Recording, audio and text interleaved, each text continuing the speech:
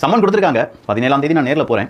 நான் என்ன கேட்பேன், ஹாஸ்பிட்டலில் எல்லா கட்சியினுடைய நிர்வாகிகளும் வந்து பார்த்தாங்க அப்படின்னா எல்லா கட்சியினுடைய நிர்வாகிகளுக்கும் சம்மன் கொடுப்பாங்களா அப்படின்னு சொல்லி அண்ணன் செந்தில் பாலாஜி அவர்கள் இந்த கரூர் விஷயத்தில் அவருக்கு சம்மன் அனுப்பப்பட்டிருக்கு பார்த்தீங்களா, அதை பற்றி செய்தியாளர்களிடம் பேசுகிறார். இன்னைக்கு தாவைக்காவை சார்ந்தவங்க எல்லாரும் மூஞ்சில பயம் அள்ளு விடுது அப்படின்னு சொல்கிறாங்க. திமுக காரங்க பார்த்தியா செந்தில் பாலாஜி தைரியத்தை பார்த்தியா எப்படி கேட்குறாரு பாருப்பா அப்படிங்கிறாங்க. எங்கள் ஒரு மக்கள் கேட்குற கேள்வி பார்த்தியா, அங்கே சுற்றி இங்கே சுற்றி தூத்துக்குடி நம்ம ஊரில் வந்துச்சு பார்த்தியா, இது சாதாரண பேய் கிடையாது, இது ஆட்டி படைக்கக்கூடிய பேய். அன்னைக்கு என்னப்பா 7 வயசு குழந்தை, அதுக்கு முன்னாடி என்னப்பா 2 வயசு குழந்தை, அதுக்கு பிறகு என்ன 14 வயசு சிறுமி, இப்போ என்ன 17 வயசு சிறுமி, அன்னைக்கு 60 வயசு மூதாட்டி. என்னெல்லாம் நடக்குது இங்கே தமிழ்நாட்டில்.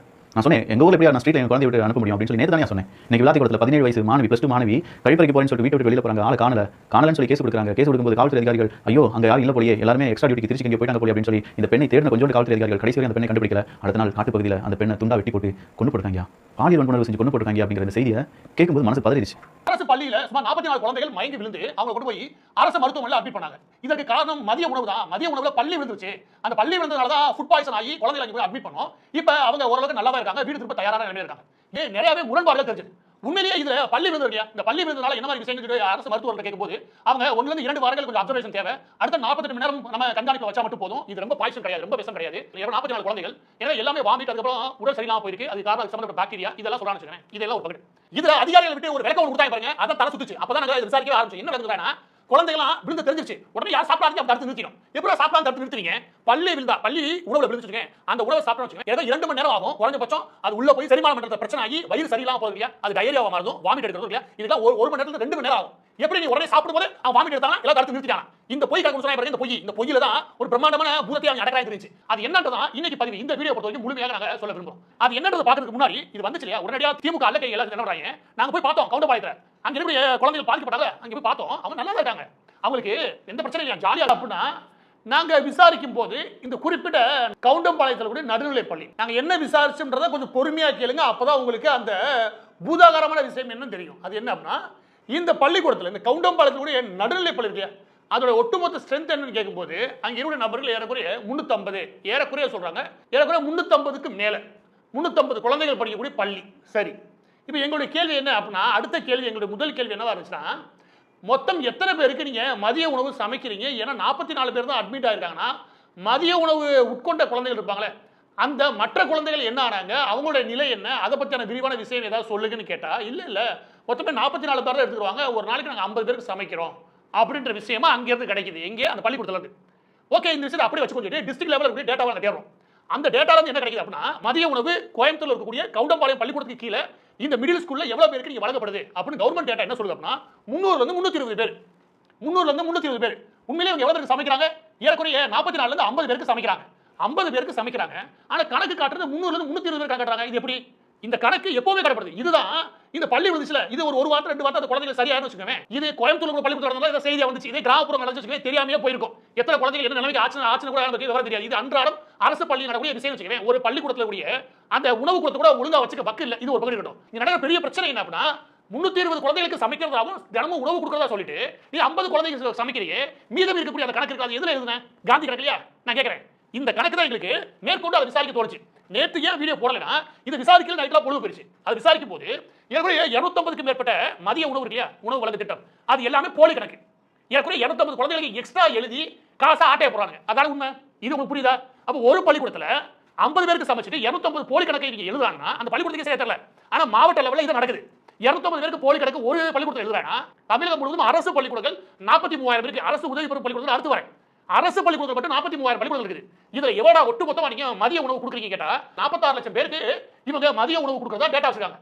ஆனா உண்மை நிலவரம் என்ன அப்படின்னா, இந்த ஒரு ஸ்கூல் சாம்பிள் எடுத்து அந்த ரேஷியோ அப்படியே வச்சுக்கோங்க, 50 பேர் கணக்கு வச்சு 250 பேர் ஆட்டை போறாங்க. அப்ப இதுல எவ்வளவு வருது அப்படின்னா, ஒட்டுமொத்தமா கணக்கிடும் போது ஏறக்குறைய தமிழகம் முழு 9,20,000 பேர் குழந்தைகள் சாப்பிடுறாங்க. அது போக மிச்சம் எல்லாமே போலி கணக்கு தெரிய வருது. மிச்சம் எல்லாமே போலி கணக்குறது இது எங்களால் புரிஞ்சுக்க முடியுது. இது எவ்வளவு பெரிய விஷயம், இதுதான் ரொம்ப முக்கியம். அது என்ன அப்படின்னா, தமிழகம் முழு 46 லட்சம் குழந்தைகளை காட்டி ஆனா 9,20,000 குழந்தைகளுக்கு மட்டும் நீங்க கொடுத்தீங்கன்னா சுமார் ஒவ்வொரு நாளும் 36,80,000 உணவு கொடுக்கறதா சொல்லி போலி கணக்கு எழுதி அதுல இருந்து ஆட்டைய போறாங்க. ஏறக்குறைய திருடுறதான். 36,80,000 மதிய உணவை போலியா எழுதுறது மூலமா மத்திய அரசு இல்லையா, மத்திய அரசு ஒரு 1000 கோடி ஒதுக்குது. எது? இந்த குழந்தைகளுக்கு மதிய உணவு கொடுக்க சொல்லி. வெறும் தமிழ்நாடு அரசு மட்டும் ஒதுக்குறதுல மதிய உணவு திட்டம் இருக்குல்ல பள்ளிக்கூடத்துல, அதுக்கு மத்திய அரசு ஏறக்குறைய 1000 கோடி ஒதுக்குது. மாநில அரசு ஒரு 1300 கோடி ஒதுக்கணும். 2 பேரும் சேர்ந்து தான் நடத்துறாங்க. சோ 1000 + 1300 கோடின்றது 2300 கோடி ஒவ்வொரு வருஷமும் ஒதுக்கப்படுது. அந்த 2300 கோடியில இவங்க இப்படி போலி கணக்கு எழுதுறது மூலமா ஒவ்வொரு ஆண்டும் 1840 கோடி ரூபாய் திருடப்படுது.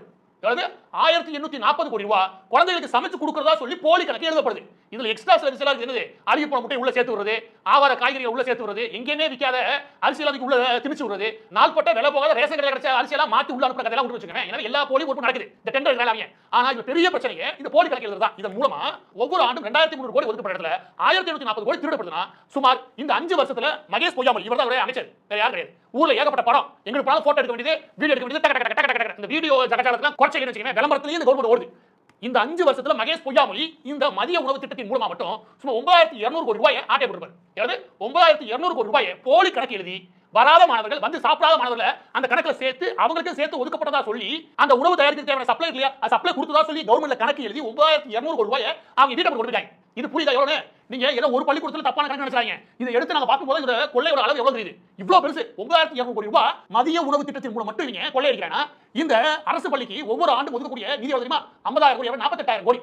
48000 கோடி ஒதுக்காங்க. அது மதிய உணவு திட்டம் இவ்வளவுதான். மத்த டெண்டர் மத்தலாம் ஐயா இது வரைக்கும் பார்த்த இந்த பள்ளி கல்வித்துறை அமைச்சர் இல்லையா அதுலயே அதிகமா கொள்ளையடிச்ச நம்பர் 1 பள்ளி கல்வித்துறையில. அந்த அளவுக்கு ஐயா ராஜாவா கொள்ளையடிக்கிறாரு. இவர் என்ன தகுதியோட அமைச்சர் ஆனதுமா அதையும் சொல்லிடுறாரு. ரொம்ப சுவாரஸ்யமான உதயநிதிக்கு முதலாக ரசிகர் மன்றத்தை ஓபன் பண்ணது இவர்தான். அந்த ஒரே தகுதி அடிப்படையில் கல்விக்கான அமைச்சர் கொடுத்தாங்க. எனவே பள்ளி கல்வித்துறை அமைச்சர் அன்பில் மகேஷ் அவர்கள் இந்த விஷயத்துக்கு விளக்கம் சொல்லணும். அதாவது ஒரு பக்கம் பள்ளி விருத்த கதறியா இது தமிழகம் முழுவதும் எப்படியா பள்ளியோட நிலை எப்படி இருக்குது, அதுல இருக்கக்கூடிய உணவு கூடக்கூடிய நிலை என்ன இருக்குது, அதோட புகைப்படத்தை ஆன்லைன்ல பார்க்கலாம், வைக்கலாமா வைக்கலாம், எல்லாரும் சிசிடிவி வைக்க சொல்லி கவர்மெண்ட் சொல்லுதா சொல்லுது, மத்திய அரசு நிதி கொடுக்குது, அதை வாங்கி எங்க போற இந்த மதிய உணவு சாப்பாடே திருடுறேன்னா அதை என்ன பண்ணிருப்ப.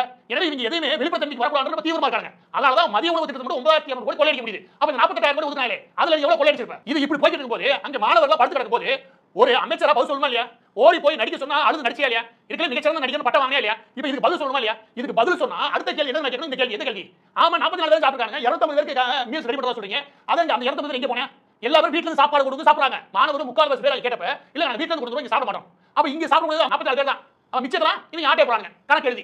இந்த கேள்விக்கும் அன்பில் மகேஷ் அவர்கள் பதில் சொல்லியாரும். அன்பில் மகேஷ் பொய்யாமொழி பேரை பாரு, பொய்யாமொழி பண்றதெல்லாம் பொய் பிரார்த்தனம், அது பொய்யாமொழின்னு ஒரு பேர் வேற. எனவே இந்த கேள்வி வந்துருன்றதுக்காக தான் எது இந்த கேள்வி வந்துச்சுன்னா இந்த பள்ளி விழுந்ததுல எனக்கு டவுட் இருக்குது. ஏன் கேளுங்க, இவங்க வாங்கி கொடுக்கல அழுகி போற முட்டை அது இதுன்னு இவங்க வாங்கி சப்ளை பண்ணிப்பாங்க, அதுலயே தப்பு இருக்க வாய்ப்பு இருக்குது. இதுல டெண்டர்கால அவங்க வந்து எல்லாத்தையும் முழுசா விசாரிச்சு எல்லாத்தையும் அரஸ்ட் பண்ணார் ஒழிய இதுல எவன் தப்புன்னு கண்டுபிடிக்க முடியும்? எடுத்த இடத்துல தூக்கி போடாங்க. பள்ளி தான் முடிச்சிருக்க வேலையை பள்ளி வச்சு எல்லாத்தையும் வாய்ப்பு தானே அவர் மக்கள் முடிச்சுவாங்க இல்லையா அப்படின்னு சொல்லி முடிக்கிறாங்க. அது வந்த நியூஸ் வந்து அடுத்த 1/2 மணி நேரத்துல பள்ளிட்டாங்க. அதுக்கு எந்த ஆய்வு வெளியிட்டாங்க, எந்த ஆய்வு அடிப்படையில் பள்ளி சொன்னாங்க, அந்த பள்ளி வந்ததுக்கான ஏதாவது ஒன்று அந்த பள்ளிக்கூடத்துல இல்லையா அந்த பள்ளிக்கூடத்துல வந்து ஏதாவது ஒன்று ஆதாரம் இல்லையா?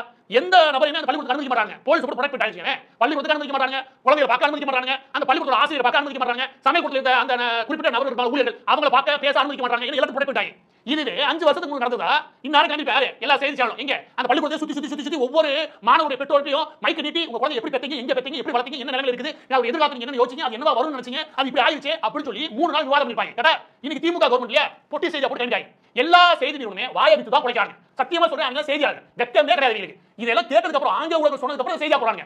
இந்த விஷயத்திலே நம்ம கேட்க வேண்டியது முதலாவது அது ஒழுங்கா விசாரிக்கணும். ரெண்டாவது பள்ளிக்கூடத்துல உணவு தயாரிக்க முறையில் அது பாதுகாப்பு ரெண்டாவது விஷயம். மூணாவது எங்கடா போச்சு 9200 கோடி மதிய உணவுன்னு சொல்லல, அது இவ்வளவு பெரிய கொள்ளை நடக்குது இல்லையா? அதுக்கு முதல்ல பதில் சொல்றேன். கொள்ளை அடிக்கிறது எப்படிங்க மாணவர்கள் அக்கறை புரியும்? நான் கேட்கிறேன். அந்த கொள்ளை அடிக்கிறதையும் அடிச்ச கொள்ளை பதுக்கிறதுக்கு நேரம் இருக்குமா இல்ல மாணவர்கள் பாதுகாப்பா இருக்கா நல்ல சாப்பாடு கிடைக்கிறது அக்கறை இருக்குமா? அவனுக்கு தேவை விளம்பரம். எங்க சாப்பிட்டு வருவாரு குழந்தைகளை உட்கார்ந்து சாப்பிட மாதிரி தூக்கி போட்டு போயிடுவாரு.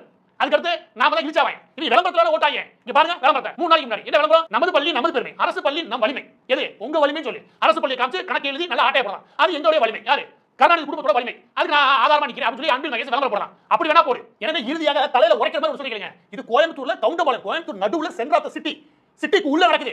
அதையே இவ்வளவு நாளா மறைக்க முடியுதுன்னா ஒரு கிராமத்துல ஒரு ஊராட்சி ஒன்றியத்துல ஒரு ஒன்றியத்துல இருக்கக்கூடிய பள்ளிக்கூடத்துல நடந்துச்சுன்னா எப்படி மறைப்பாங்க? தினமும் எவ்வளவு நடக்கும்?